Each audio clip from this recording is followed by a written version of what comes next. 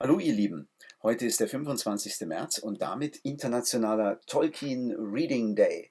Und ich dachte mir, da lese ich doch anlässlich dieses Tolkien-Vorlesetags heute einen kleinen Ausschnitt aus einem meiner Lieblingskapitel von Der Herr der Ringe, A Knife in the Dark, in dem Strider die Hobbits auf die Wetterspitze hinaufführt und sie ein klein wenig von der bewegten Geschichte dieses Ortes erfahren. "There is no barrow on Weathertop, nor on any of these hills," answered Strider. "The men of the West did not live here, though in their latter days they defended the hills for a while against the evil that came out of Angmar. This path was made to serve the forts along the walls. But long before, in the first days of the North Kingdom, they built a great watchtower on Weathertop. Amon Sul they called it.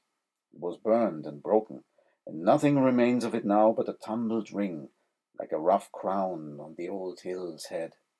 Yet once it was tall and fair.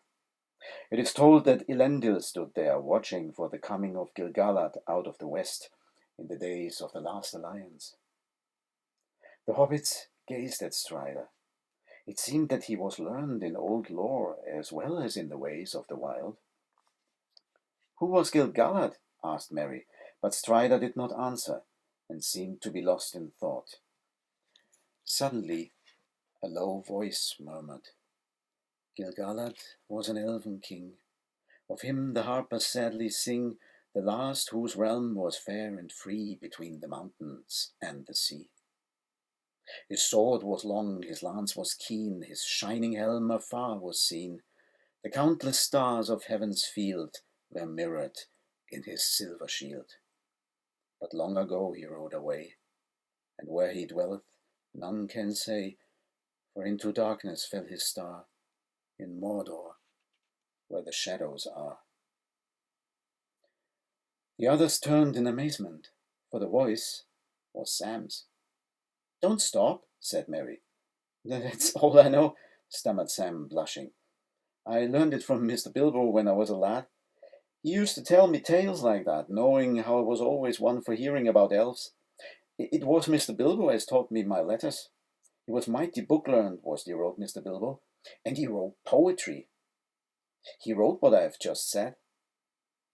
"He did not make it up," said Strider. "It is part of the lay that is called The Fall of Gil-galad, which is in an ancient tongue. Bilbo must have translated it. I never knew that." "There was a lot more," said Sam, "all about Mordor. I didn't learn that part. It gave me the shivers. I never thought I should be going that way myself." "Going to Mordor?" cried Pippin. "I hope it won't come to that." "Do not speak that name so loudly," said Strider. Happy Tolkien Reading Day, folks.